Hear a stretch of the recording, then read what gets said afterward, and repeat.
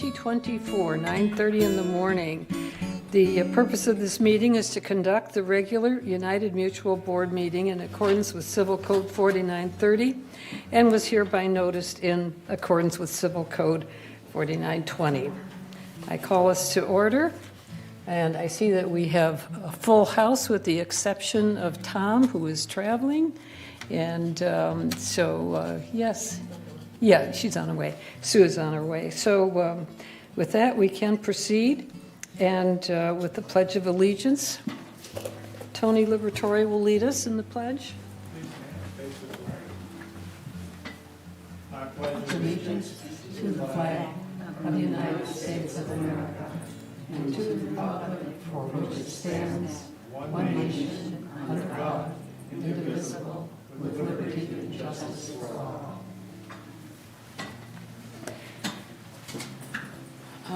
Assuming there's no additional media but the electronic one present, we will look for an approval of the agenda. And I would like to add, under 13E, with your permission, a small discussion of a survey, possible survey that might be done of United members. So do I need to move that, Maggie, to amend the agenda? Move agenda with the addition of 13E. Is there a second? Thank you, Maggie seconds. No one objects? Thank you. I would like to ask for approval of meeting minutes for December 12th, 2023, the regular open, and December 28th agenda prep meeting. Does anyone object to those minutes being approved as submitted? No objection, we'll proceed.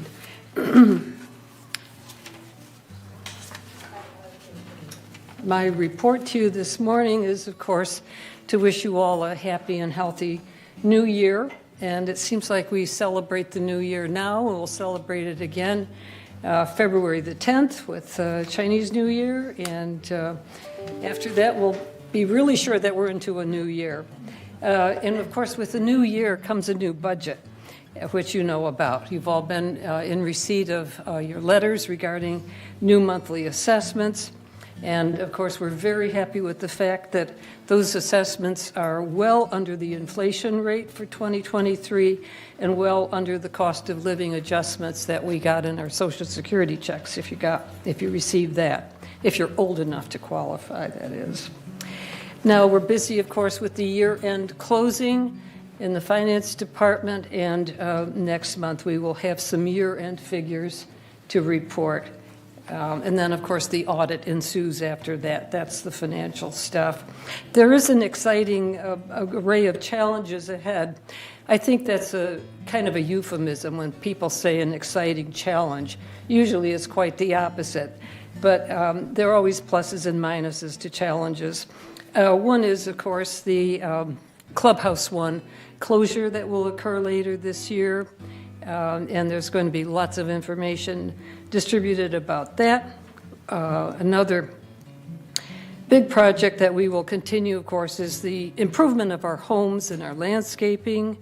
We're going to continue to search for ways to control our property insurance costs. Huge budget item there. We're looking for ways always to improve communications with you all and with each other and with our fellow boards in the community. We also are continuing to demand value for our money spent, and we're always looking to serve the good of the whole community, the whole United community, as well as our village community. There will be some spending of money this year, no surprise there. We'll be spending about $13.3 million from reserves on maintenance and construction projects. A lot of them are the normal things. They're exactly the same things you've been seeing year after year. Roofs being replaced, painting going on. You'll be seeing, of course, the continuation of the epoxy lining program for our plumbing, our aging plumbing system. Additionally, we will be spending about $1.4 million on landscaping reserve projects that are big capital projects. If you want to see details of these Capital projects, you can look at pages 15 and 16 of the 2024 Green Book under the United section, and it will give you project by project where those reserve expenditures are going to fall. So with that, that's all from me, and we will go on for an open forum. 3 minutes per speaker, please. And at this moment, members may address the Board of Directors regarding items not on the agenda and within the jurisdiction of the Board of Directors. The Board reserves the right to limit the total time allotted for the open forum to 30 minutes. I don't think we're going to go over that today. A member may speak only once during the forum and may not allot their time to other people. No audio or video recording by attendees. No rude or threatening comments. And members can join by Zoom or by telephone with those numbers given in the agenda. Are there any open forum speakers, Paul? Yes, our first speaker is Chris Collins.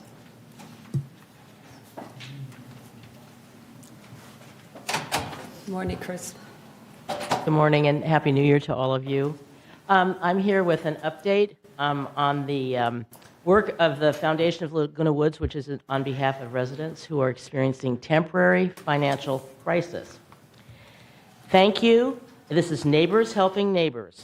Holiday cheer can take many forms, but for the Foundation of Laguna Woods Village, the past December, it meant that we were again able to provide holiday cheer to nearly 150 village residents.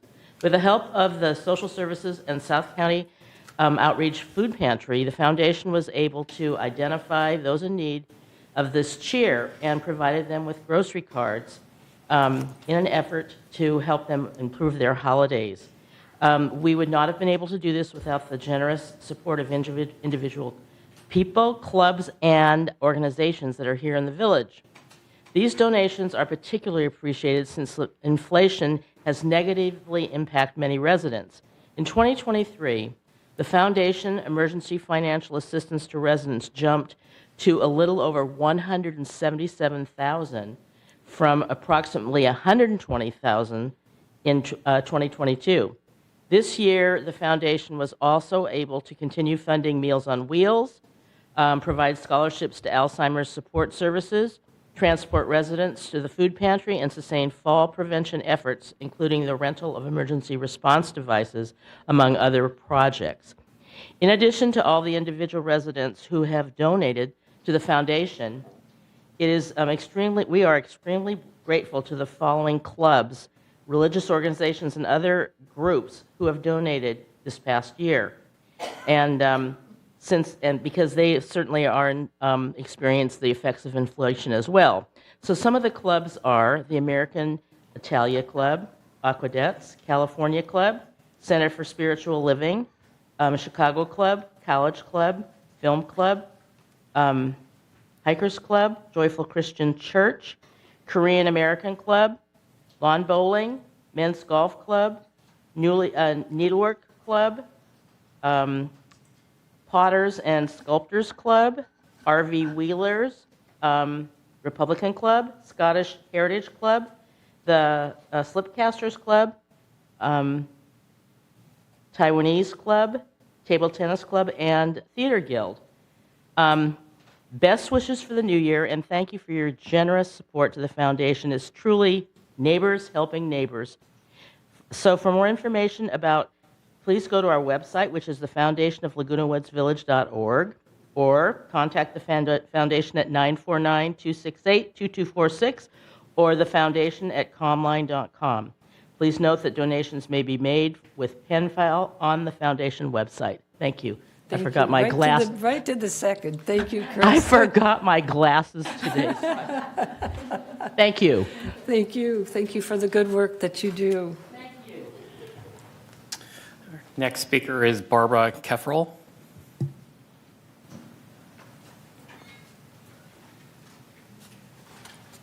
Good morning. My name is Barbara Kefferle. My manor number is 11A, and I am a part-time resident of Laguna Woods.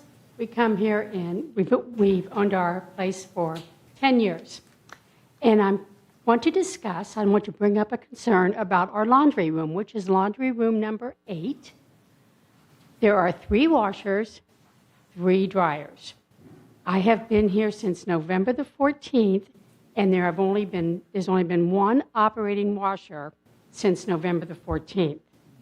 There's a note on one of the washers that says in September, I guess maintenance came out and the washing machine is supposed to be replaced.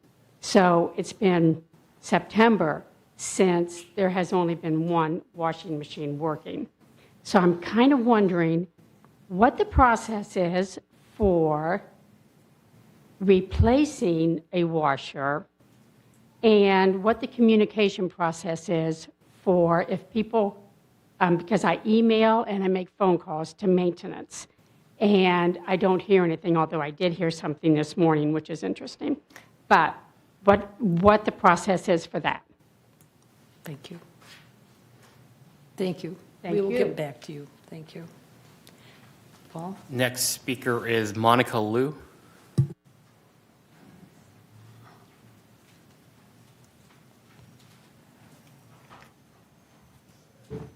Good morning, Happy New Year to everybody. I appreciate this opportunity to speak for my voice. Regarding my property tax, I received a letter, but the amount for the property tax for supplemental is different than what I expected. I'm a realtor. I learned how to calculate property tax during the transaction, buying, selling. That should be because I purchased last year, end of March. My property from last year should be, the new adjustment should be calculated from the day I bought the new property tax. Because last year didn't charge me the supplemental, so I should pay in 2024. I checked with county.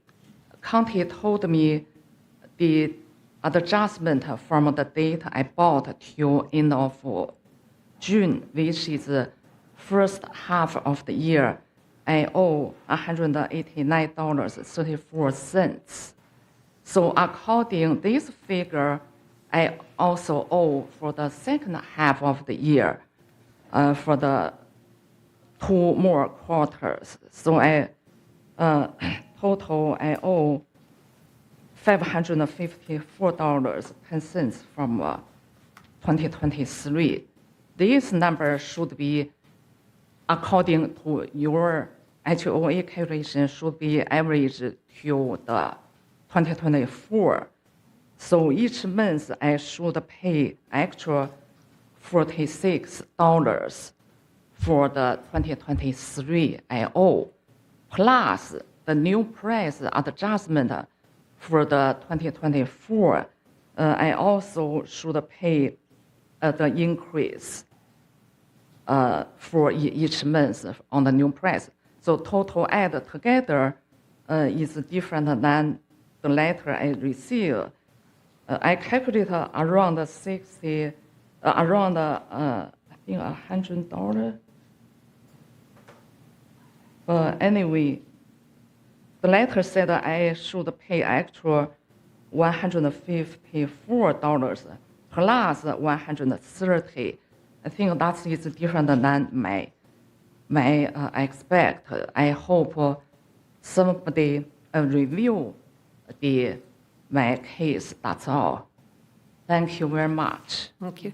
Ms. Liu, did you contact Orange County Assessor's Office? Yeah. And verified the numbers? Yeah. Okay, thank you. Then we'll follow up with in the Finance Department. Thank you. Okay, our last speaker is Gerald Tilley.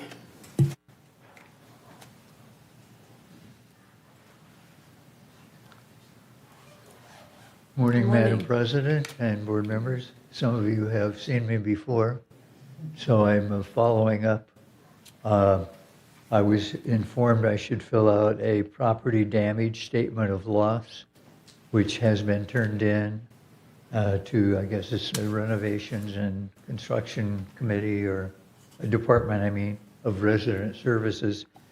I also sent a copy of the pictures of the damage to Madam President, and I needed to know if, one, I needed to give out any hard copies or copies to anyone else on the board, or if there were any questions of me. If you have a set of them here, Jerry, maybe Siobhan can take them and move this along. Okay. I don't have a color printer, so, Okay, okay, thank you. thank you. Any questions then, or? We'll be back in contact with you as soon as Okay. possible. I did Okay. get your email, thank you. Thank you very much. Yeah. Anyone else? Paul, thank you, okay. Response to today's forum speakers? Anything, Siobhan? I did want to mention that Steve Hormuth will get back to Mrs. Liu about the property tax information. And then we are working on the laundry room number 8. One of the machines is scheduled for replacement and is in the queue. But we will follow up with you directly. Okay. All right, and, yes, yes, Have your repairs for your roof, right, the skylight? Yeah, Yes. Have they been replaced and fixed? sorry. Have they been replaced and fixed? I'm sorry. Yes, I got it fixed because we were worried about rain. Sure, sure. So it's all fixed. Okay. Just want to make sure. okay. And the report has the Ready? invoices on it. Okay. All right. Did you have insurance? I remember. Or condense it. Covered the inside ceiling part, but not the roof. Okay. All right. Okay, thank you. Response to past open forum speakers, Director Kale. Yes, hi, good morning. We have several responses. The first one is from Maxine McIntosh. And she would like to inform, educate, and remind residents that United is not an HOA, as we do not own anything in United. She stated that we are a nonprofit mutual that is on a 3-year lease that the board automatically renews, and she would like the residents to be well informed. The next one is a statement from Andre Torng. He talked about customer service and customer satisfaction. He recommended that we use customer complaints as a measurement of performance. Next statement is from John Beckett. He talked about the GRF trust agreement presentation that would be discussed the following day, and he wanted to ask those who were attending to ask their attorney if they had a court order to amend the trust. Then the next one is a statement from Gay Page, who apologized for the confusion that was caused by the mistake she made in reviewing the financial report from the last month's board meeting. She wanted to amend her original request. She was asking the United Board to take the lead in inviting all board members as well as residents to a comprehensive audit presentation.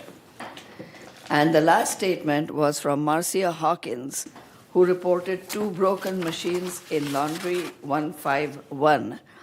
She also mentioned that she has seen raw sewage under her kitchen window in the planter from a sewer backup. And that's the end of the statements. And all of these were appropriately followed up with the right department. Okay. At this time, we have a report from one of our VMS board representatives, Cynthia Rupert. Cynthia's on Zoom with us this morning. Good morning, Cynthia. Good morning, everyone. Good morning, President Bach and honorable board members. I hope everybody's doing well today. I am Cynthia Rupert. I am the United VMS board appointee, and I'd like to give a somewhat quick update to United. about what's going on through VMS and what might be important to them. First thing I'd like to discuss is that there is, of course, the closure for Clubhouse One, as President Bach mentioned. Currently, the entire Recreation Department, led by Allison, is trying to relocate all of the different recreation, sports, events, anything that is set up in Clubhouse One. It's a rather large task, but they are handling it very competently. As you mentioned, it will close on March 4th, 2024, for really very, very detailed renovations. They are trying to find places and other venues to hold the classes, which is difficult, and then to accommodate anybody that is renting within the clubhouse. The next thing I would like to talk about is they still have staffing issues. They're having a hard time getting employees, but mainly for setup and tear down of these events. It requires a certain amount of strength and dexterity. And even though we have volunteers, many of them are not able or capable of handling that position. So they are currently looking for people that would be for that specific type of work. So that is in process. And staffing is a little difficult right now, but they will accomplish what's necessary. Another topic I'd like to report on is a proposed amendment to the bylaws that would allow residents to be hired on a full-time basis, because currently they can only work in part-time positions and specific positions like gate ambassadors or bus drivers. But we see that there's so much knowledge out there, and so many people desire to do part-time work or do little things here in the village. We have decided to discuss and make some changes possibly to the bylaws that would allow residents to come in on specific positions as full-time employees. They would not be treated any differently than any other applicant. We follow the same procedure, no special treatment, absolutely not. But they would be allowed now to apply for those positions.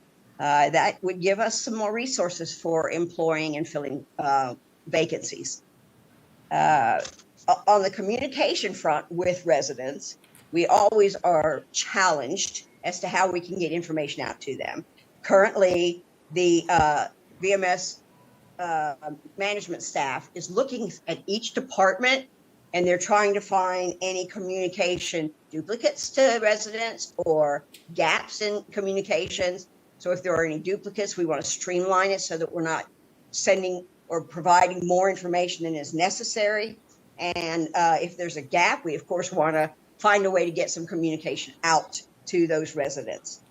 VMS also discussed the idea of resident participation in their open board meetings or even listening to their open board meetings. And VMS basically decided that this really wasn't necessary because VMS is a management company, and our clients are United Mutual, Third Mutual, GRF. These are the ones that are really who hire us to do the job.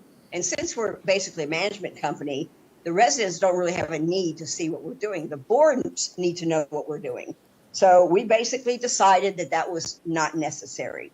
Finally, VMS had a change, and I know this, many people know this already, but just to inform everyone else, there was a change in leadership within VMS. Diane Phelps is still the chairperson, and Mary Cito is still first alternate, and now I, Cynthia Rupert, am the second. So hopefully that gives you a little idea of what's going on and what we're working on, and I am available to answer any questions you would like. I have a question. I have a question, Cindy. Now, speaking of possibility of hiring residents as a full-time employee. Excuse me. This is a closed session topic. Okay. It should not be discussed in open session. Thank you. Oops. I'm sorry. Sorry about that. I had it on my open session notes. I apologize. Okay, Nancy? Yes, Cynthia, if someone is interested in participating as staff to help set up events, can you announce who they contact or what office they contact? they should contact the recreation department, and Allison would be happy to talk to anybody that would like to volunteer. Again, it can be somewhat strenuous, so it's going to need to be someone that's capable of helping to move tables and set up chairs, et cetera, et cetera. Anyone else? Cynthia, we have Robert Reyes here in the room this morning, and if it's all right with you, can Robert add to your report from VMS? Absolutely. Please do. Please do. Okay, thank you. Robert, do you have any additional words of wisdom to add as a relatively new member of the board? Thank you. First of all, good morning, neighbors, good morning, directors, and good morning, clients. I'm Dr. Robert Reyes, retired PhD, and I own a co-op, so I'm very interested in the United Mutual. Great job, Cindy. And what I can add is that our emphasis is to, as a VMS director representing GRF, is to give the CEO and the employees here all the support that they need and the accolades for doing a great job and oversight to help them meet the agreement or AKA contract that we have with the clients. You know, and I'm preaching to the choir, but I'm going to repeat just for the benefit of our residents. We have 5 corporations that run our wonderful community. We have United, Third, and the Towers. And then we have GRF, and we have, these 3 have an agreement with the GRF to manage our shared amenities. And then these 4 have an agreement or a contract with the management company. Now, we're self-governed, but we have our own management company or that manage everything for us. And we're here to support them, and we're here to support you and listen to what you want us to do, right? And I believe that as a director of EMS is to make sure that you feel that we're listening to you. Now, there's a very fine line where we respect one another and we trust one another. That's why we have audits and we hold each other accountable, right? And we work together. Where can we cut costs? You know, what does the future hold? Because things are constantly changing, right? And we work together because we love this community. And that's one thing that we like to emphasize is that we all live here. And I think we have a wonderful opportunity because we're at that time of year where we're assessing and evaluating the amazing job that Siobhan has been doing. And I say that because I've worked with her. I've been attending meetings for 1.5 years. So I'm a little biased because I know the truth. I've attended the budgets, and we could always improve, right, as human beings. But I just want to make sure that we're always on a positive note. Any questions? Okay, thank you. Okay. Tony, yes. Thank you, Madam Chair. Just an observation. I'm a member of the GRF Rehab Clubhouse Rehab Committee, and it's an ad hoc committee. In our last meeting, and I don't know how this, since Ms. Rupert has announced it, I'll bring it up. They're going to close Clubhouse 1, and the boardroom here was filled with people users of Clubhouse 1, and they were very, very upset. They claimed they didn't know it was going to be a shutdown. So the only thing I asked is that I forwarded the opinion that we should have planned ahead of time to give these club presidents alternative thing for their activities. Evidently, Clubhouse 1 is very, very active. The badminton club was there, the volleyball club was there, and a whole bunch and they were really, really upset. So I don't know where that's going to go, and I don't know how VMS works with GRF, so I just thought I'd bring that up.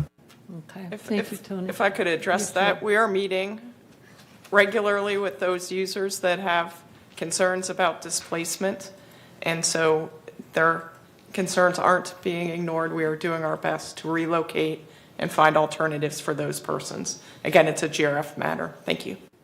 Okay, thank you. And Siobhan, you want to move in? Thank you very much. Cynthia and Robert, thank you very much for your report, and we're going to be asking an awful lot of you as this year goes on, so I'm glad you're up to the task. Siobhan? Thank you very much and Happy New Year. Honorable President, members of the board, it's my honor to give the CEO update this morning. I plan to highlight key village updates, and I do want to begin with a detailed overview of what confidential services our social services division handles. I touched on this briefly last month, but January is one of the division's most busy months coming out of the holidays, so I thought it would be important to touch on that in a little more detail this morning. Social services is available on a walk-in basis here in the community center or by calling 949-597-4267. And the next few slides detail the confidential services handled by social services. These services include comprehensive in-home assessments, resources and referrals connecting residents to community programs and services such as caregiver services, meal delivery, and mental health programs, support groups including bereavement, healthy aging, anxiety, and mindfulness, to name a few. They offer assistance with short and long-term care planning, counseling services, both short-term, counseling focusing on immediate needs, and referrals to long-term counseling services as needed. There is a social isolation prevention program and services coordinated with the Council on Aging. This includes assessments, interventions, resources, and referrals to help alleviate social isolation. There is a cognitive health program providing services to residents experiencing memory loss or cognitive impairment. Memory screenings are offered as a tool to identify possible changes in memory and cognition. I also want to draw attention to a new mobility and stability class series that is being offered through a partnership among Recreation and Special Events, the Foundation of Laguna Woods Village, and Memorial Care. The classes will incorporate chair exercises, stretches, and strengthening, and will take place on February 7th, 14th, and 21st from 2:30 to 3:30 p.m. in Clubhouse 2. Please register at the Clubhouse 2 office or the Recreation office. Space is limited, and registrants must attend all 3 sessions. I know Clubhouse 1 has been touched on by both President Bach and by Director Rupert and Director Reyes. I just want to revisit this very quickly. Recently, the project was approved by the GRF board. Notification was done to the community as well as all club presidents in advance of setting the timeline for the project and the phasing for the project. This project is the first substantial renovation of Clubhouse 1 since it was constructed in 1964.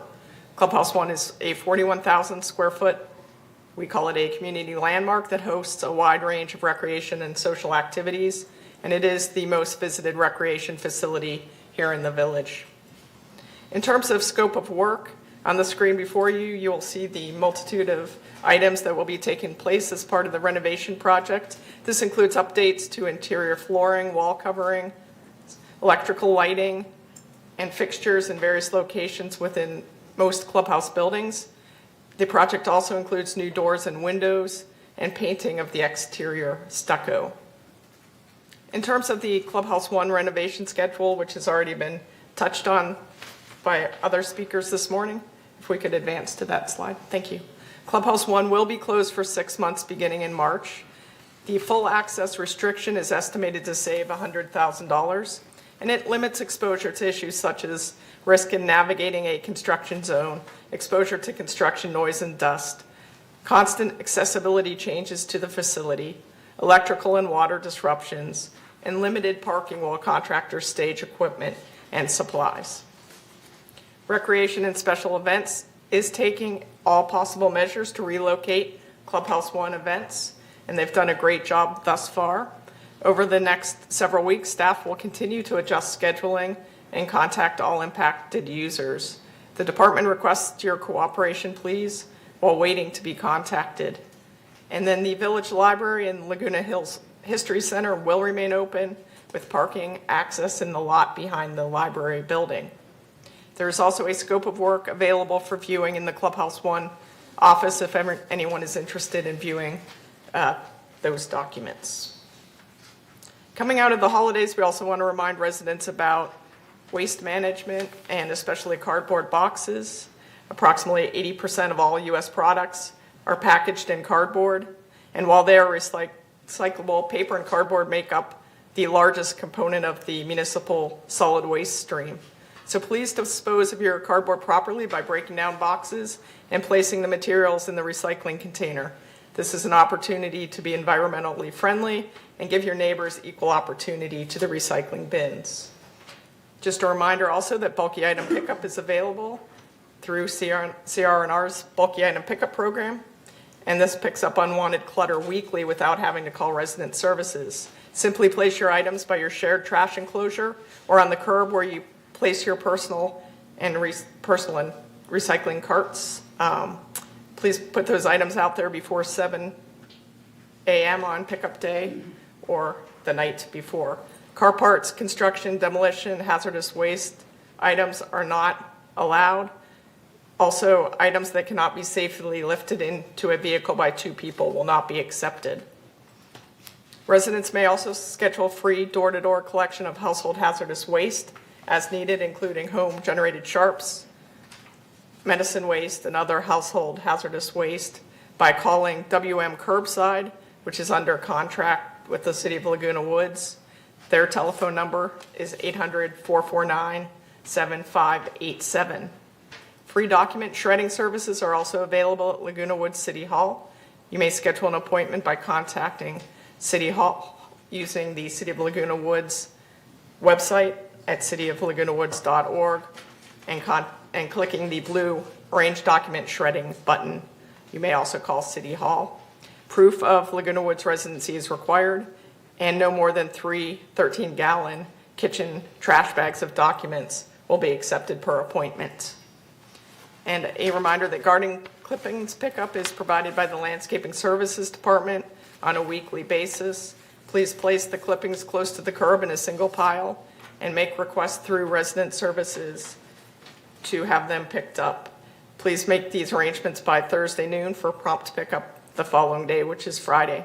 Requests received after the deadline will be honored as soon as possible in the following week.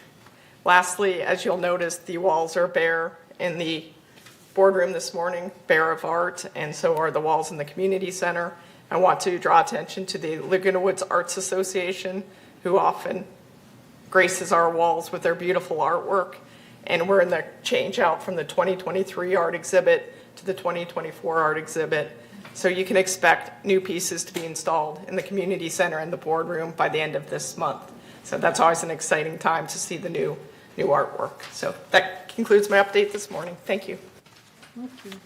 Thank you very much, Yvonne. Moving forward to consent calendar. All matters listed under the consent calendar are recommended for action by committees and will be enacted by the board in one motion. In the event an item is removed from the consent calendar by members of the board, each item shall be the subject of further discussion and action by the board. Maggie, do you want to read items on consent calendar, please? Okay. Consistent with statutory obligations under Civil Code 5501, a subcommittee of the board consisting of the treasurer and at least one other board member reviewed the United Laguna Woods Mutual preliminary financials for the months of November 2023. Such review is hereby ratified. B, the recommendation from the Landscape Committee. Recommendation to approve the request for removal of one Brazilian pepper tree located at 52B Calle Aragon.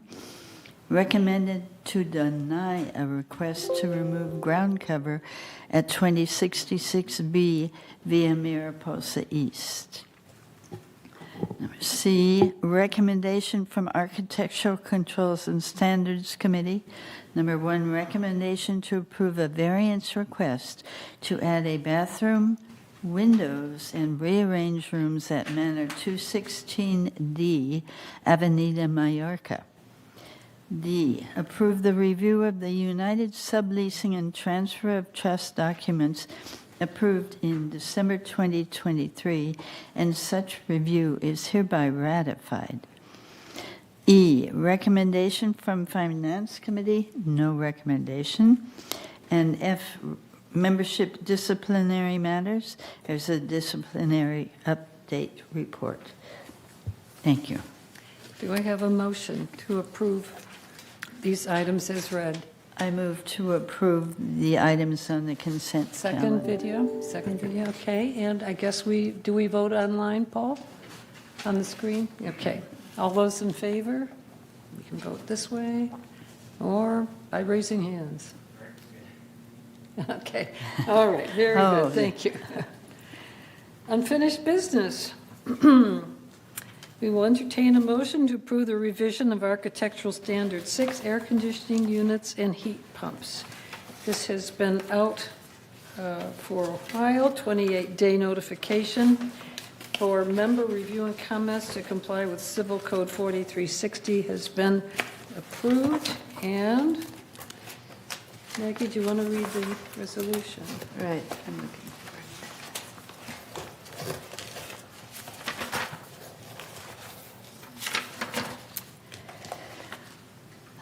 Resolution 0124XX, Standard 6, air conditioning units, heat pumps.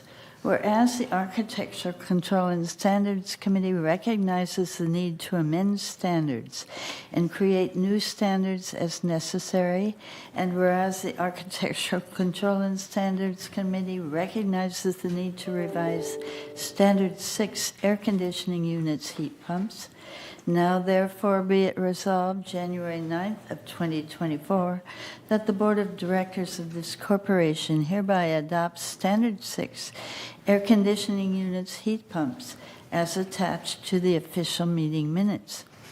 Resolved further that Resolution 01-1858, adopted June 12th of 2018, is hereby superseded in its entirety and no longer in effect. And resolve further that the officers and agents of this corporation are hereby authorized on behalf of the corporation to carry out this resolution as written. I move this resolution. Second? Or second. Thank you. All in favor? Any objections? Okay, this resolution passes. Okay.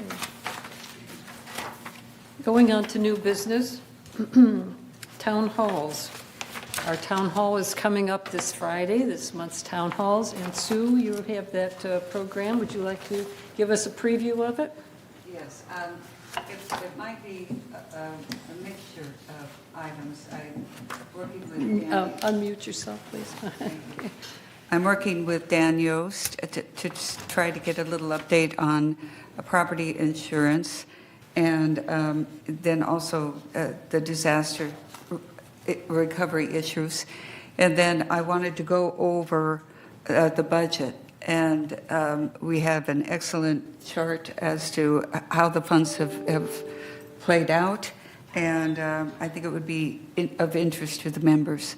So that's what we plan to do. And then respond to the questions that came from the last meeting so that everyone in the room hears it. Okay. And then the February meeting, Nancy, is that yours? Yes. And what are your plans for February town hall?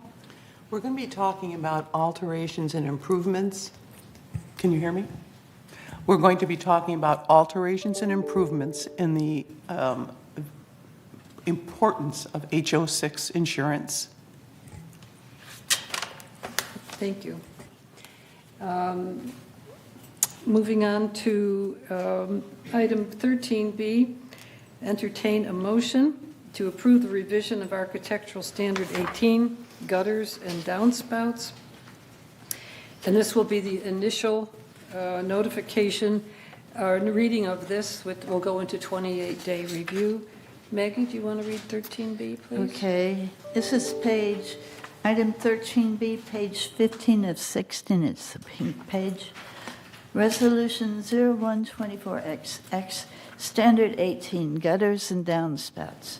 Whereas the Architectural Control and Standards Committee recognizes the need to amend standards and create new standards as necessary, and whereas the Architectural Control and Standards Committee recognizes the need to revise Alteration Standard 18, gutters and downspouts, now therefore be it resolved February 13, 2024, that the Board of Directors of this corporation hereby adopts Standard 18, gutters and downspouts, as attached to the official meeting minutes, and resolve further that Resolution 01-1949, adopted June 11, 2019, is hereby superseded in its entirety and no longer in effect. Resolved further that the officers and agents of this corporation are hereby authorized on behalf of the corporation to carry out this resolution as written. I move this resolution. A second, please. Second. Okay. Discussion? Yes, Tony? Thank you, Madam Chair. I'd just like to pass on some good vibes about Mr. Mejia and his group. They're going through the 44 standards that we have under architectural controls, and they're bringing them all up to date. It's a lot of work, and I'd just like to give them some recognition on that. Thank you, Madam Chair. Oh, thank you. That's good to know. Okay. Are we ready to vote? Any objections to this resolution? All right. We will go into 28-day review. Following this, 13C, we'll entertain a motion to approve revisions to select resale packet documents. 13C. Maggie, will you recite?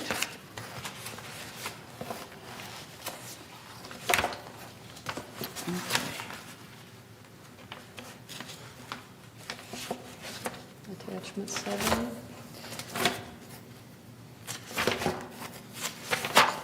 Getting there. Okay. 13C, Resolution 0124XX amends select pages to resale package.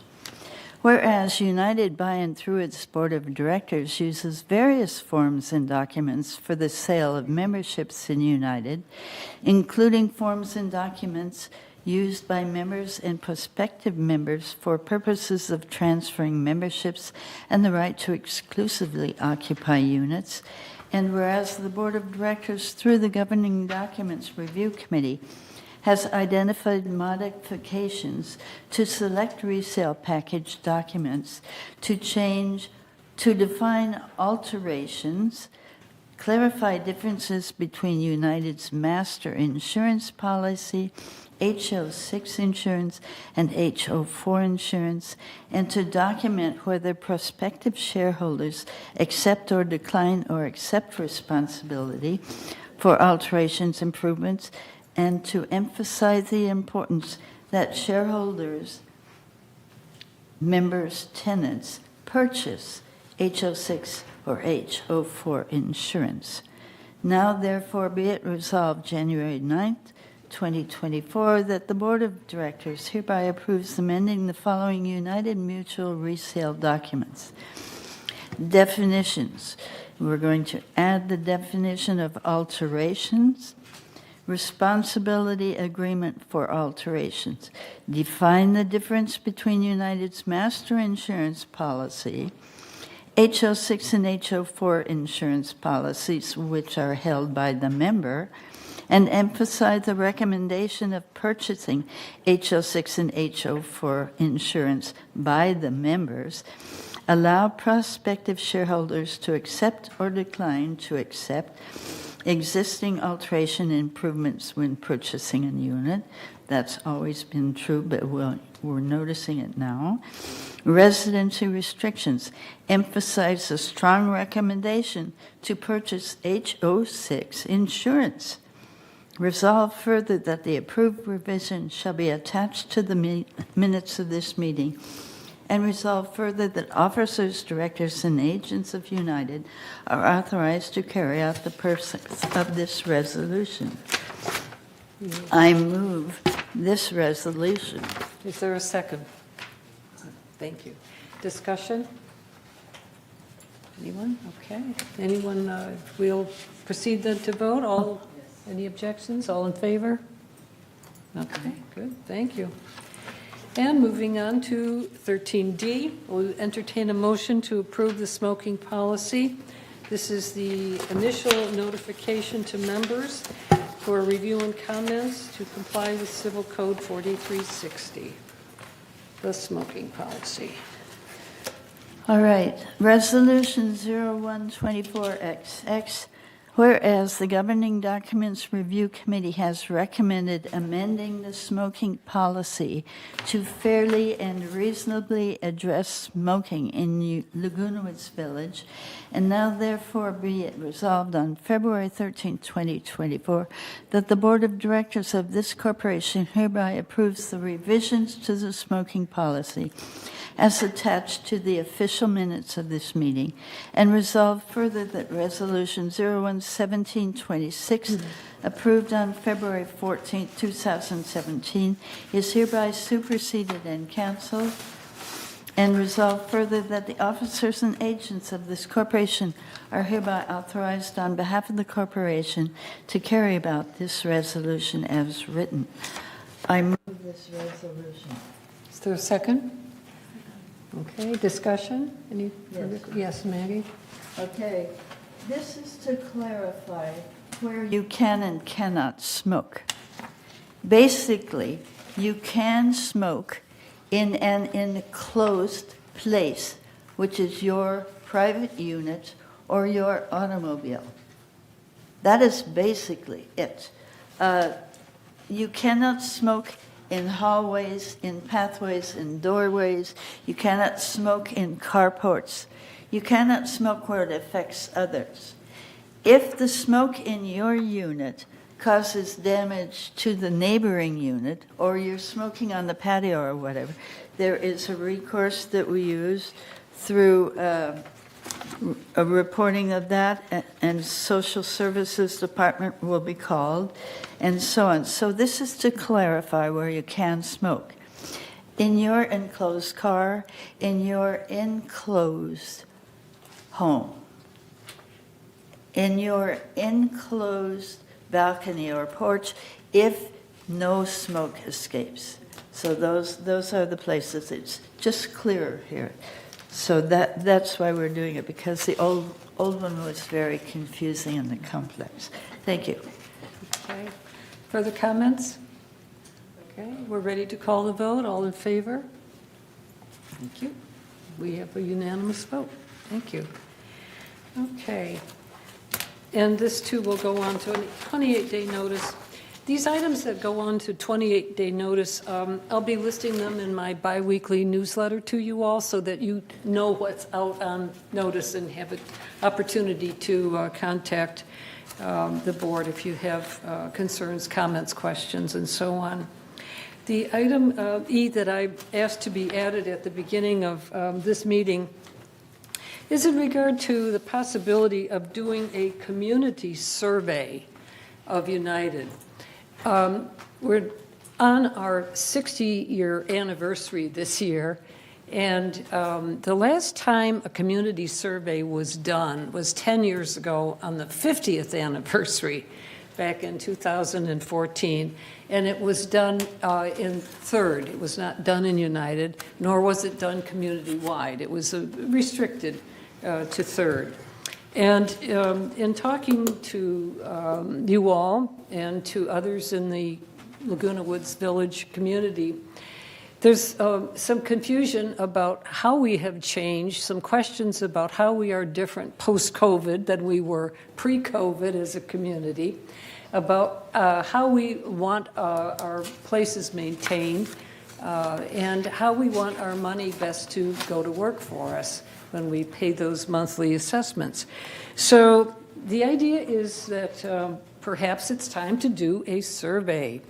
Now, gross census data is available, of course, online. You can go online and find all kinds of census information that was done That's done yearly, and that's done by various governmental aid entities.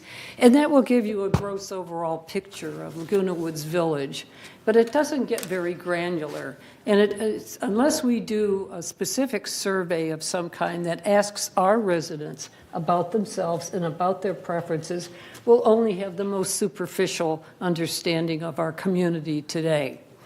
A number of realtors who work in the community are very keen on collecting data as they go through resales, and because it's, of course, their business. So we have sources of information, but I think we need to perhaps consider going to our residents and asking them directly.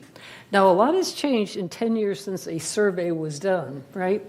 The technology is so much better. You can't buy a cup of coffee, but you get a survey monkey, 3 seconds later on your cell phone, right, to participate. And SurveyMonkey is a very interesting little website wherein they use AI, artificial intelligence actually, to design surveys. You put in a few key questions and they can design some survey questions for you. So there are lots of things around now that might make this easier to do, much less expensive than it was done 10 years ago, and might give us some very valuable information about how we should be directing our efforts, how we should be setting our priorities as a board and as a community. So that's the thought behind it. And of course, it'd be great if we could get full village participation in something like this, obviously customized to thirds, being a condo rather than a cooperative mutual benefit corporation. So that's the thought. And I would certainly value and need to know how you all feel about this if we want to go forward with this. So do we want to go around the horseshoe, starting Ellen? We'll go around and just give it a quick I take. support any communication with the residents, our neighbors, the community. I support it. Okay. Thank you. Nancy? Yes, of course, I support anything that's geared toward master planning and foreseeing the future. Madam Chair, I support that idea wholeheartedly. Thank you. Thank you. Vidya? Yeah, same here. Yeah. I support it. I do too. Yeah. Sue? I support it, and I hope that we can do it electronically. Oh, yeah. If we can try to send out notices to get more people to give us their email address before we send this out, it would be great. Maggie? I support it, but I am aware that it will be a costly process. Thank you. Could be. Pearl? I do too. Yeah.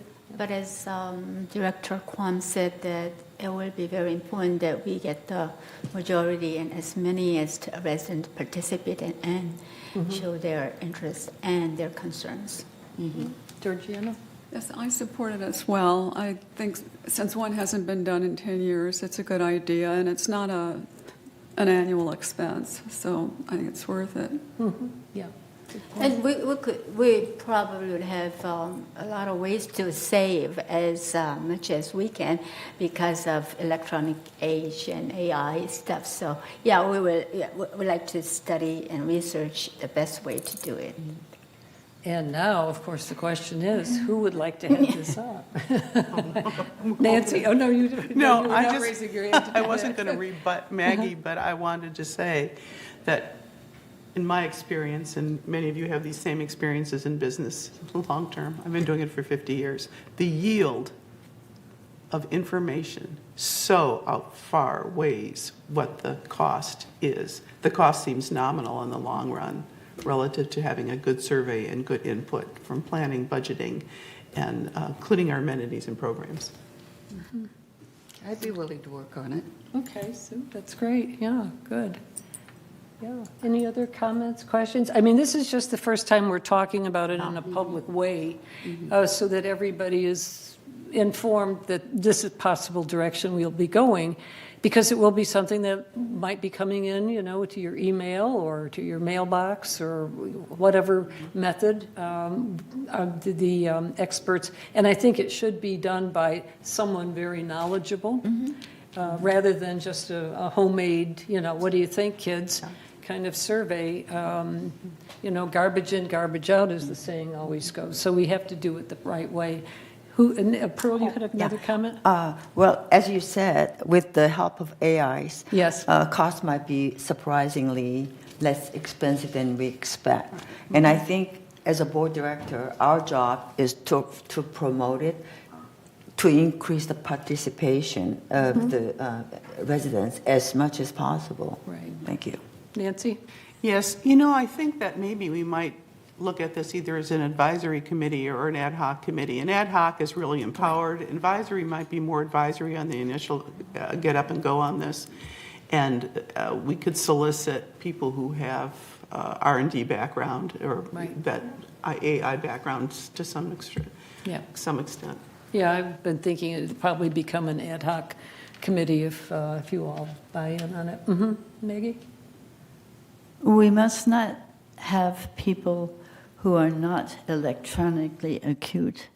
We must not tell them that we don't care about them, right, and we are not going to do it, which means we are going to have to mail out some of them, and that is expensive. So we need to be sure that the questions are pertinent to United and to our members. Right.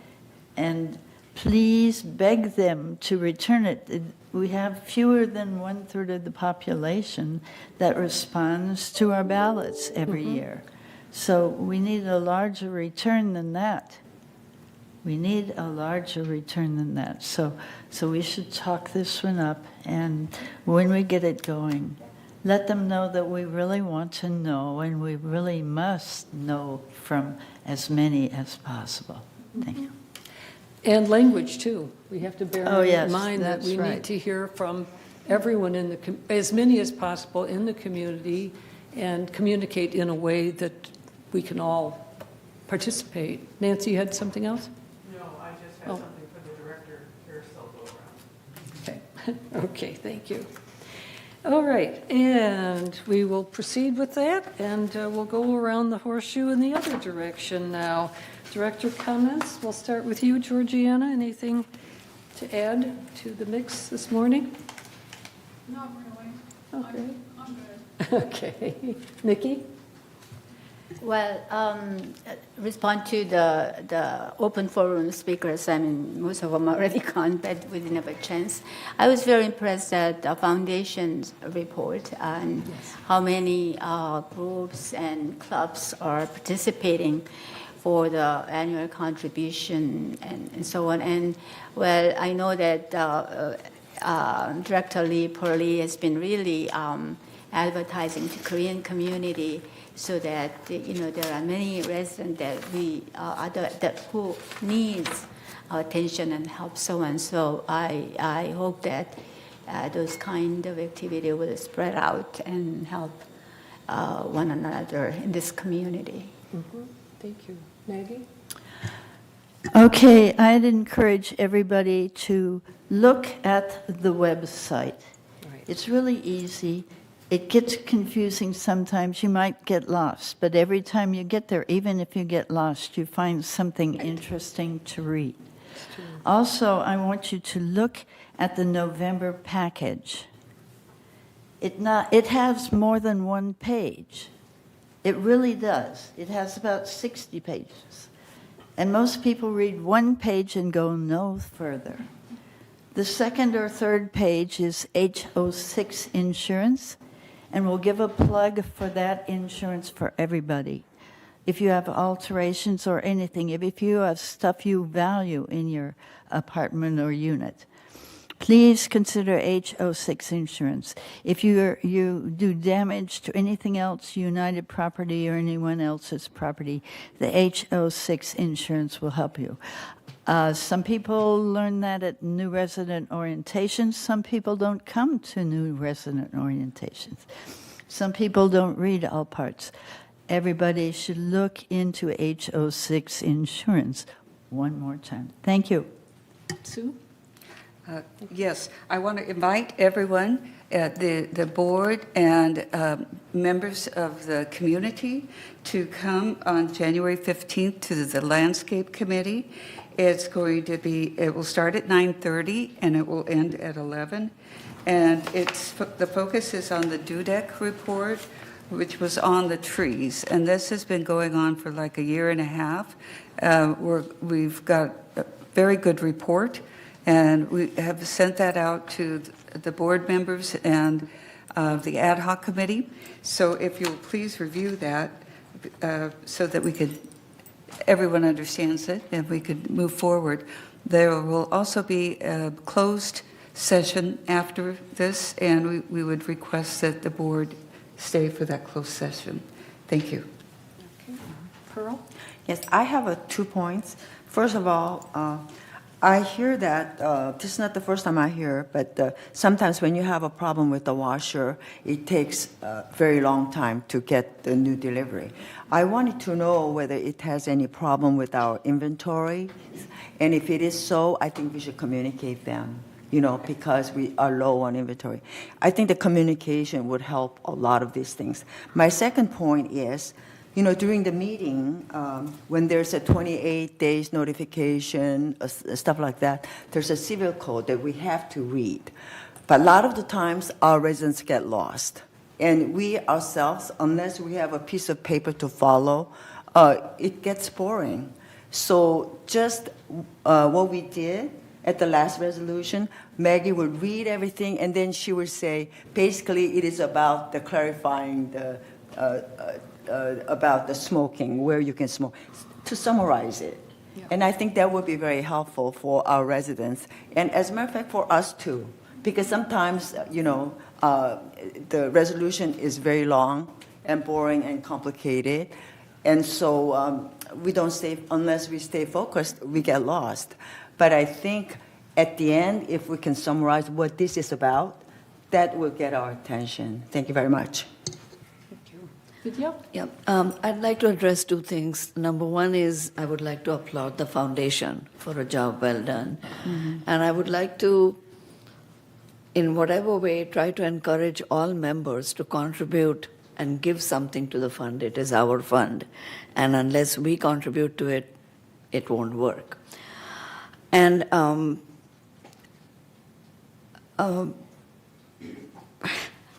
the other thing is, I'm just reiterating what some people have said. I don't want to take up too much time.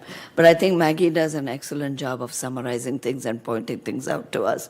And I would really appreciate if you do what you did just now with regard to the insurance, just as Pearl said. Thank you. Thank you. Tony? Thank you, Madam Chair. The only thing I have, yesterday I was going out to CVS through the automatic gate at San Sebastian, and I was completely dumbfounded because a car, a little Chevrolet, I think it was Chevrolet thing, came through that gate that's usually just for golf carts. And I did report it to security, but I was so upset I didn't have presence of mind to take a picture of the car. So I'd like to refer that on to security to see. I mean, I think we have that on camera, what's going on there, but that really took me by surprise. I didn't get my camera up fast enough to get a picture of the car, but he came through that gate, and of course that's in where I'm brought up, it's a breach of security. Thank you, Matt. Nancy? Yes, I have 2 points that I'd like to share with the residents and the board. One is on the issue of reports. I get a lot of requests about that. And 2 is the value, the financial value of our boards. The first on reports, I often get questions, and I'm sure all of you, where a resident or members or a club will say, gee, I'd like to have a report on this or statistics on this because they want to do data analysis themselves, evaluate something. It's very common. The efficient way that we do that is really through, you can communicate with the director, but through the committees. Our committee secretaries are really spot on their game. They really know how to take the information sometimes that we clumsily ask for and interpret it into a report that they come back with. And what stuns me in I'm on the GRF Building E project, and it's complex information, that they come back and by the next meeting we have information that we've asked for, even if it's in a crude form. So I want to compliment the staff for their ability to pay attention to us and interpret what we need, even when some of our more lay directors don't necessarily say it correctly. So compliments to them. And in terms of asking report for us fellow directors, the way to do it is through committees. And if you have specific information as a director requests some records or something, there is a process for that. Catherine Laster can tell you how to do that. That makes it more efficient, and then people are not going around saying, well, I can't get this report or that information, and you can communicate it to people, ask it of you, and encourage them to attend those committee meetings. The second important point I wanted to make was the financial value of our boards. Having just said that about reports, we have 5 corporations. Let's say ballpark, we have 11 directors on each one. That's 55 human beings. So imagine if this 55 directors each go to a staff person and ask them for something. That person will never get any work done in a day, let alone in a week. So my prior comments kind of illuminate why that's not efficient for us to just pick up the phone or email someone and say, gee, I need this report, tell me how many of this or that, the other thing. The financial value of the directorship, we're at the end of one year and the beginning of another year, so it becomes a time of reflection. And I've served on other boards, and many other people here have served on other boards. And I just kind of was musing the other day about the credentials of people that we have on our boards, and just on the United board, if I took the mean value and ascribe a number to it, times the 11 directors, there's a contribution of about $1.7 million a year to the benefit of the members that we're contributing to the United Mutual, about 1.7. And that's not even putting in a figure for what payroll taxes and everything else would be if we were paid consultants. And I want the residents to appreciate the investment in time and effort, because the committee work is very demanding. Some of you are retired, I'm not. I have another national company that I run, and I can just tell you that it's as demanding as my company's work. I enjoy it just as much, and I intend to contribute just as much. But I want to say thank you to my colleagues here that you're contributing about $2 million a year in in-kind contribution, which is a technical term, but I think you all understand it. Thank you. Ellen? Thank you, Nancy, for giving us value. I appreciate it. And Pearl for talking about communication. I think that's very important. And the survey is top really importance. This morning I want to talk about how I support an audit. We have had, and Robert Reyes and Cynthia Rupert confirmed, they both are on the VMS board, but they confirmed that VMS is a property management company. And this company has never been audited in 7 years. And it is customary for property management companies, it's standard operating procedure to regularly review and evaluate the management company. And that includes finances, the landscape, general services, damage restoration, resident services, to name just a few of these departments. These evaluations should be performed by professionals, and it should be done every 2 to 3 years. So and it is up to us directors, our value $1.7 million.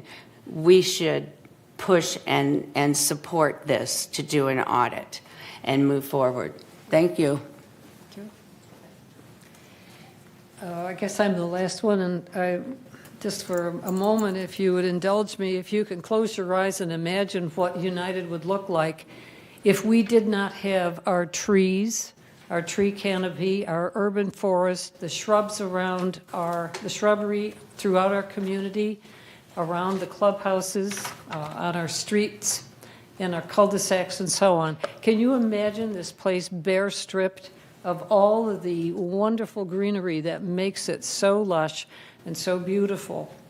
And when we talk about the landscaping study, the Dudek study that we're going to hear about on Monday the 15th, I really encourage people to attend that meeting and look at the work that they have done to give us the information about our urban forest. Because without it, that's our beauty point. That's what makes United such a beautiful place to live. Our housing is pretty basic housing. Architecturally, it's pretty basic, let's face it.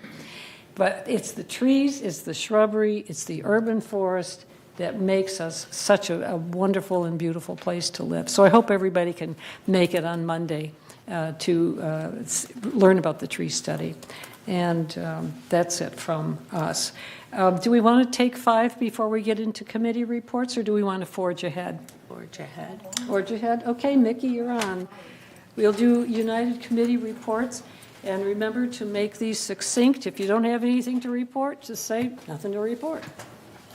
And Mickey, we'll start with financials. All right, Finance Committee. Well, Happy New Year, Board of Directors and members. I would like to bring the Treasurer's report first. Even though this is the beginning of the year, our report this morning is not the end of the year report. It is the period of November 30th, 2023. And hopefully that we have a year-end report the next committee meeting. So let us go to the slides. 1. Through the reporting period of November 30, 2023, total revenue for United was $47,222,000 compared to expenses of $47,863,000, resulting in net expense of $641,000. Slide 2 shows in finance, we keep a close eye on the operating portion of our financial result. The operating fund without depreciation shows an operating deficit of $155,000 through the reporting period. This chart shows how much of our revenue went into operation, and with $21,741,000 coming in from assessments and $1,368,000 coming from non-assessment revenue. This is compared to operating expenditure of $23,264,000 without depreciation. The next chart, slide 3, takes the full income statement and compares those results to budget. We can see that United ended the period better than budget by $1,021,000 when combining both operating and reserve savings. The next slide shows the most significant variances from budget were attributable to the following. Number 1, employee compensation, $1,623,000. Favorable variance resulted primarily in the landscaping and M&C department due to open positions. Impacted areas include grounds maintenance, irrigation, tree maintenance, minor alterations, plumbing, and paint. Recruitment is in progress to fill in current open positions in grounds maintenance, contracted shrub bed maintenance to outside vendors for the pruning and weeding cycle as they contribute to fill open positions. And next favorable one is investment income of $501,000. This variance resulted from higher rates of return received on Treasury bill and CD investments than anticipated at the time of budget preparation. Well, red part, insurance, $216,000 red, unfavorable variance due to an increase in property insurance premium at the October 2023 renewal. And then outside services, $925,000, unfavorable variance, primarily in the landscape and maintenance and construction departments. And landscape contracted shrub bed maintenance to outside vendors for the pruning and weeding cycle as they continue to fill open positions. In MNC, there have been more moisture intrusion events caused by rain than anticipated at the time of budget preparation. This variance was furthered by the timing of the waistline remediation program compared to its budget spread. Let's go to next slide. On this pie chart, we show non-assessment revenue earned to date of $2,007,372 to be exact. And revenue is organized by category, starting with our largest revenue generating category, investment income, followed by fees and charges, laundry, leasing, lease processing fee, resale processing fee, and so forth. And slide 6, on this pie chart, we see the expenses to date of $47,862,970, showing that our largest categories of expense are employee compensation and property tax, followed by outside services, utilities, insurance, materials and supplies, and so forth. And in the upper right corner, we show a breakout of utility categories: sewer, water, trash, electricity, telephone, so forth. Slide 7, we see those same expenses excluding property tax. So we just show that without excluding property tax, what kind of expenses we are having. In slide 8, our fund balances are shown here. The contingency fund balance on November 30, 2023 was $1,183,000. Contributions collected totaled $69,000 with no expenditures to date. The reserve fund balance on November 30th was $16,144,000. Contributions and investment revenue collected totaled $11,505,000, while expenditures were $12,071,000.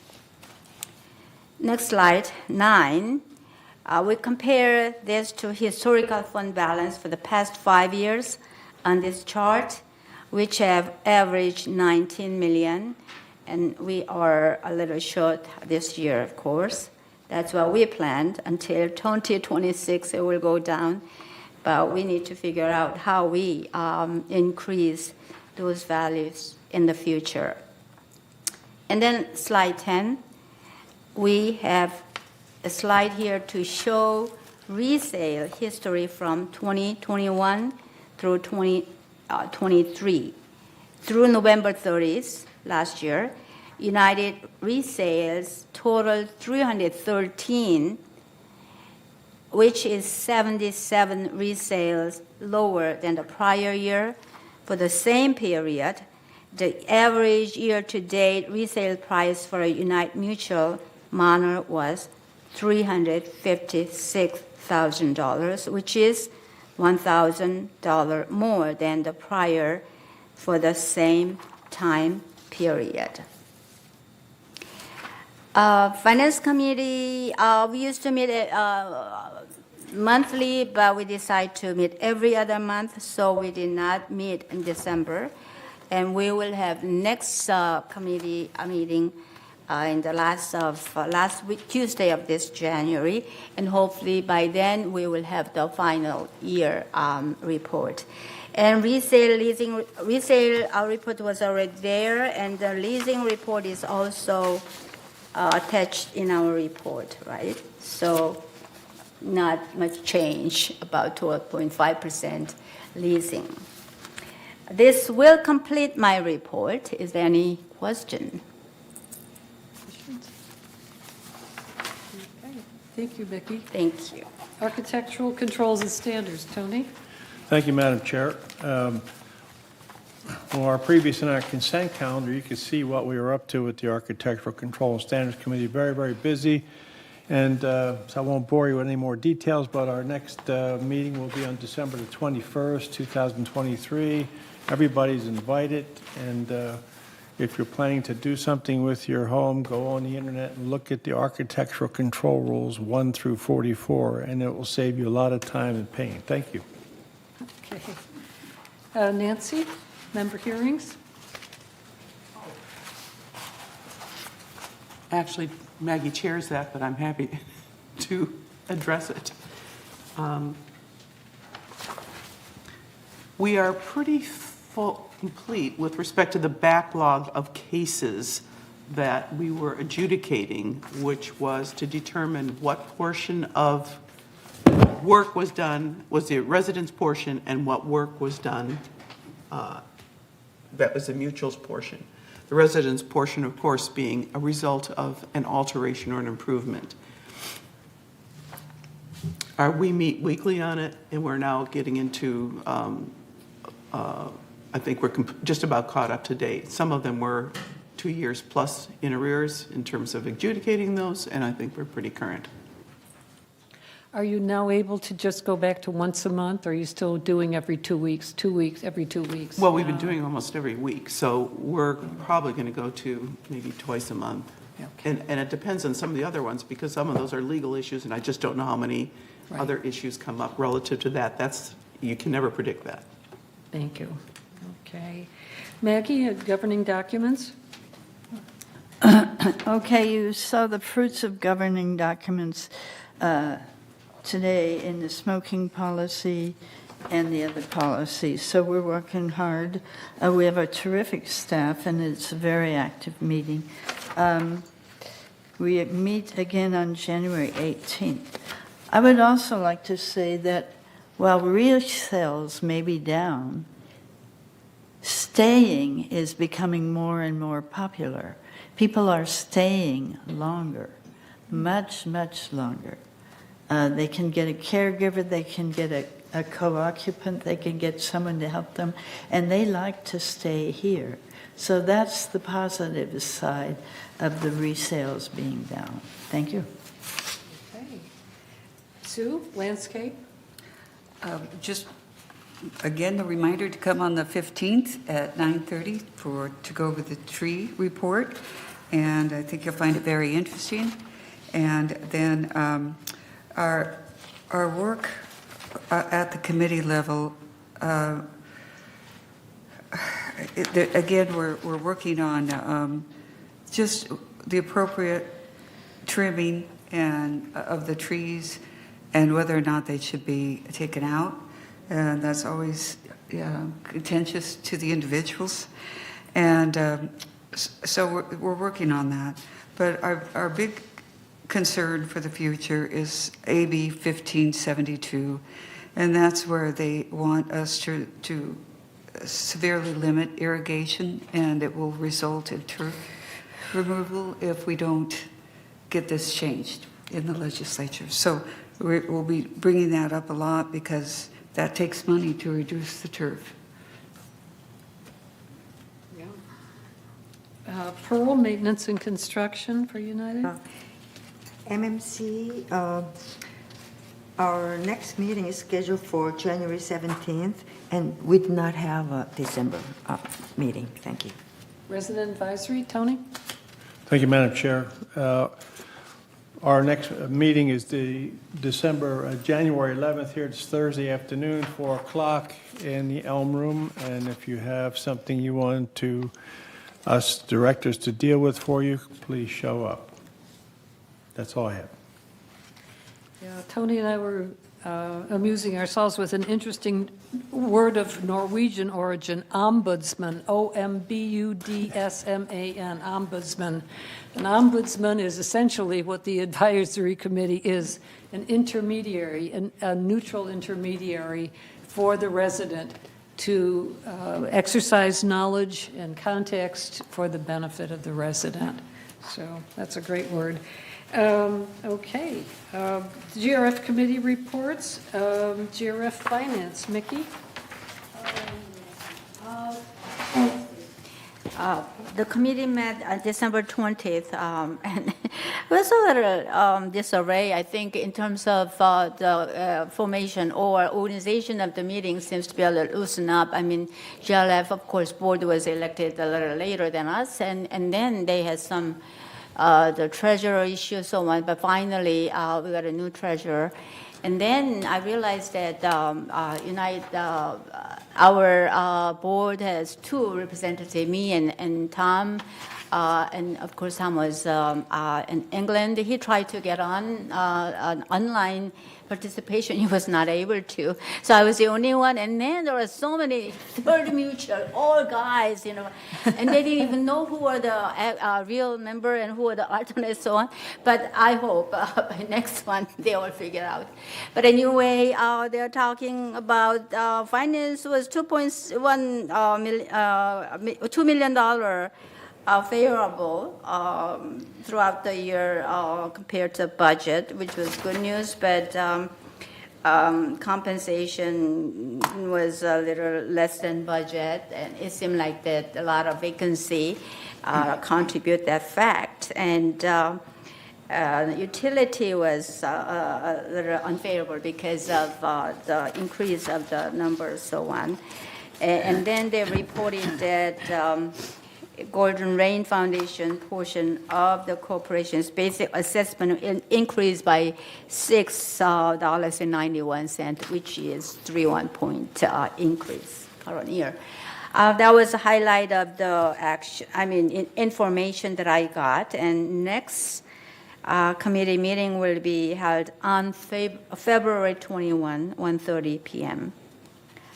So if you are interested, and especially with the clubhouse one and so on, so please participate. Thank you. Thank you. Okay. Ellen, community activities. Yes. Like Nancy said, most business is conducted in the committees, and the committees are very important to attend. The CAC had a lot going on. Especially talking about Clubhouse 1 closing March 4th, and due to safety, and so we'll speed up the progress and have everything done in 6 months. Library and History Center will continue to stay open. In December, they celebrated 400 plus volunteers at Clubhouse 5. The fitness center is now check-in as barcodes. Security gate at the Equestrian Center will be completed by the end of this month. There were 2,300 visitors at the library this last year. The tennis club rules are in development right now. The Performing Arts Center on January 15th, the show or the movie, Golden Globe winner, one of the winners is Barbie, will be playing at 2 o'clock and 7 o'clock. What people love to go to is the Bazaar, which is at Clubhouse 5 on January 27th from 10 to 2. Their open sales started on January 3rd on ActiveNet if you want to try and get a table. Tom McRae reported on the golf course, and the driving range is now open. And Par 3 needs a champion. There are, during January, there will be twilight events and Sunday afternoon fun competitive format. The garden center, veggie pods, tables are all rented. And that will do it. Oh, the drop-in lounge TV battle is still going on, so there is no decision to be continued. Thank you. Yeah. Okay. GRF landscape, Sue? It met in November, and I really don't have anything to... You reported that in Yeah, December, to okay. report. Maintenance and construction for GRF. There's kind of an active, at the main committee, Yvonne Horton has taken over as chair of that committee, and we had a good lively discussion about benches. Of course, benches are much appreciated by those of us who walk or walk rather slowly around the community. So a good resting place is a very welcome sight. So the bench has been suggested. We have a bench program that I'm hoping that that I will be able to push a bit.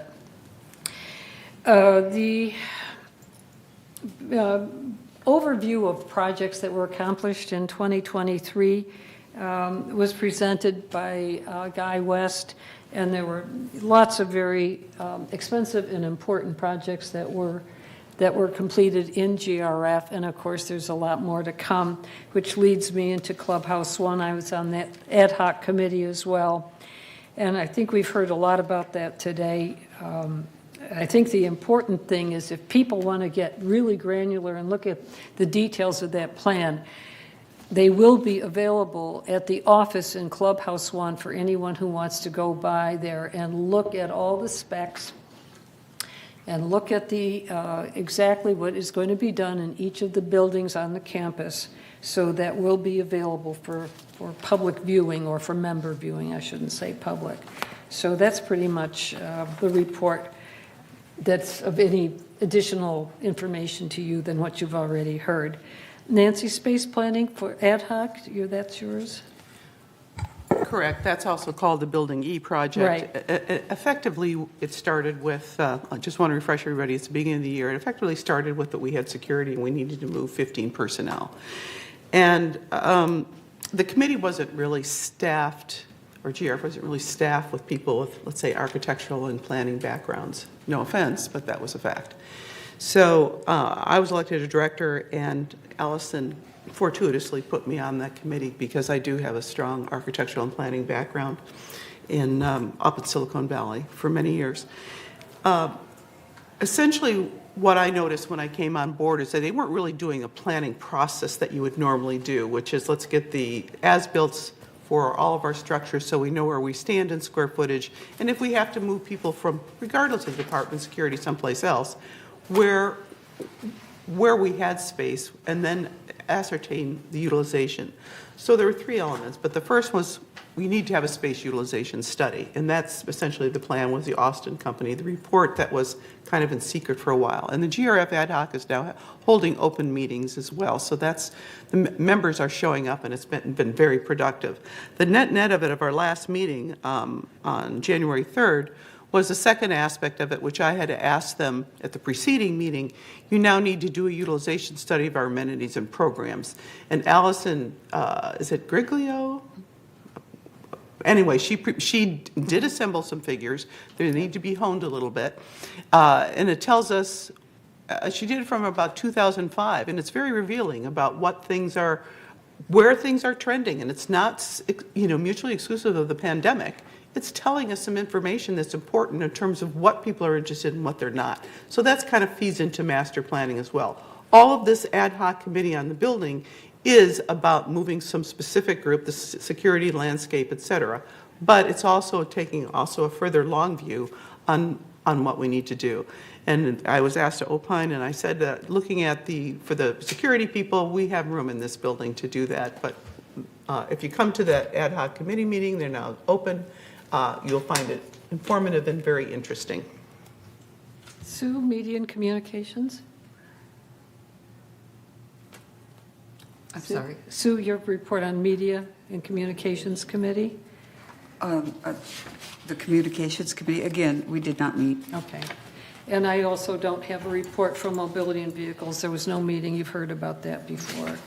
I think, Maggie, yours too is Community Security. I'm sorry. You've reported on that before. Yes. Yeah, okay. And traffic also, you've reported on disaster preparedness. I think, Tony, you reported in December on that one. Anything more to add? Nothing more to add, except our next meeting is coming up here on January 30th, and with all the earthquakes around the world, maybe we should check our houses to make sure we have everything we need to survive for a week. Thank you. Yeah.